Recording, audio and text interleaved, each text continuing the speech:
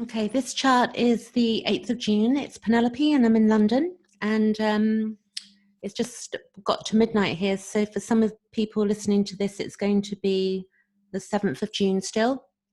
But the current chart looks like this, and I just want to run through a few things. So I'll just get my marker so we can see.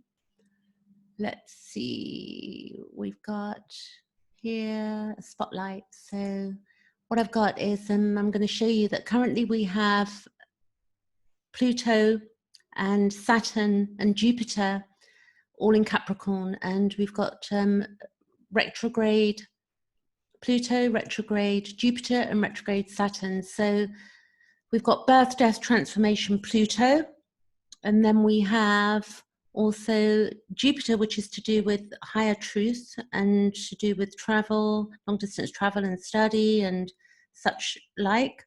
And then we have Saturn, which is to do with our structure and to do with the way in which restriction as well.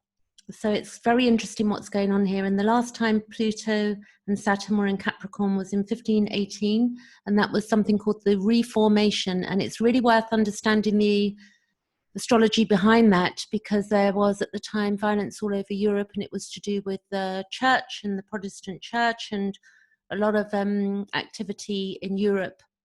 And at the moment we can see that we've got a lot of activity and protests going on in the world right now. And we've also had the COVID that we've all been going through, and we don't know where we're at with that currently. You know, it seems to have disappeared, but it probably hasn't disappeared. Now, then we've got Mars and conjunct Neptune here. You can see both the 17 degrees Mars, and then Neptune is at 20 degrees in Pisces. We've got Chiron in Aries, which is the wounded healer.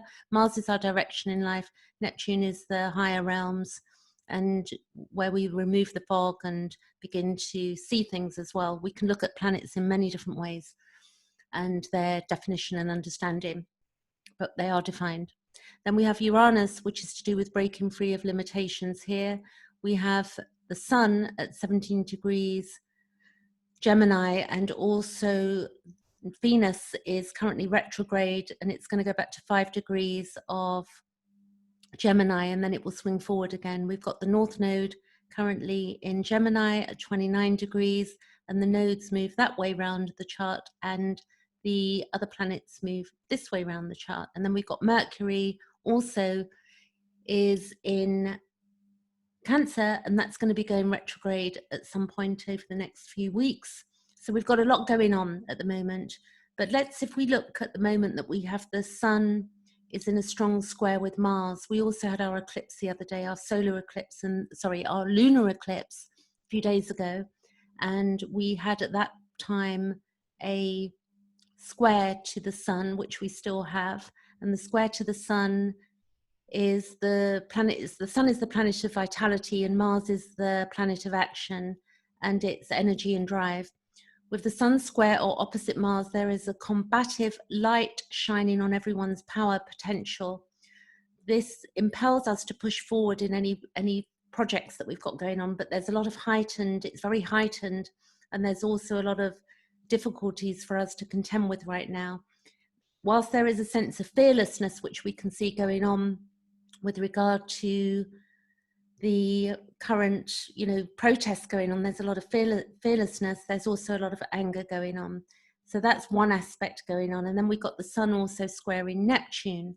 So we can see the Sun is here, and it's also squaring Neptune. So the Sun, again, we've got the planet of vitality, and Neptune is the planet of sympathy also, and faith. The Sun square Neptune, there's a light shining on the world, and to do with our imagination and our spirituality, and our sensitivity is greatly exaggerated at this time, and we might, it really might feel for a lot for us right now, too much to bear at times. We've also got psychic attunement, which can lead to compassion, but again, we've got a lot of difficulties, and false attempts and deceptions can also arise. So, the interesting thing would be if we then look at Mars conjunct, I'm just going to look here for Mars conjunct Neptune so that I can look at that for you. So we've got the conjunction and Mars conjunct Neptune. I think we've got here. So let me see.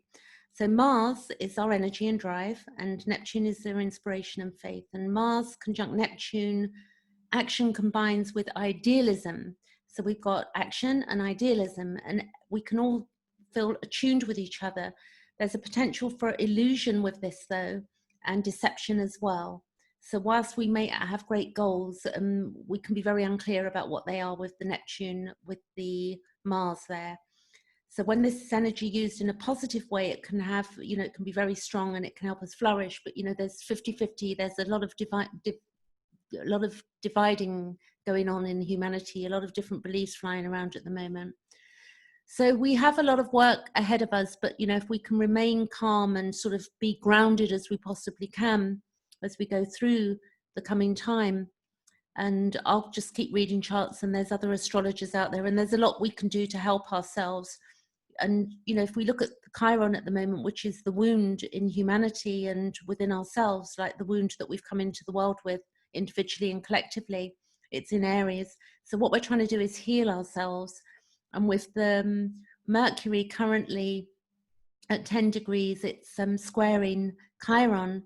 And as we know, Mercury is the planet of communication and Chiron is our wounded healer. So it's about an acknowledgement of concealed trauma.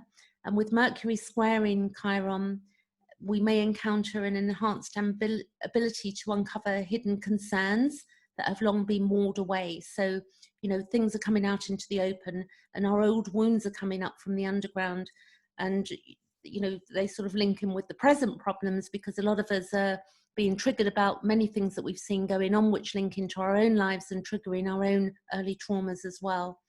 And this can, cause patterns of behavior, that make us more conscious, and can lead to acceptance and healing and our deeper issues, and our drive. So we've got, some things going on here, and hopefully if you want to, look at your own chart, basically what you would be looking at is where all of this conjunction is happening up here, Pluto, Saturn, and Jupiter, and it's going to be different for everybody. That's going on in my second house of values, and my second house is Capricorn, and I've got Mars just going into, going into my fourth house shortly, because my fourth house starts at 20 degrees of Pisces. So depending on your birth time and your rising sign, all of these planets are going to fall in a particular house, and the house tells you what area of life is being overhauled, or where you're getting into a higher consciousness understanding also of your life. So really do, look at this as a tool to heal, because it does help. It's like psychoanalysis of self, and when you talk to other astrologers, you'll come up with more ideas about your own path in life. So that's it for today. I'm going to leave it there, and, look at my deal that I've got going on below till the end of June. You can see that below the video, and any questions, let me know. Thanks.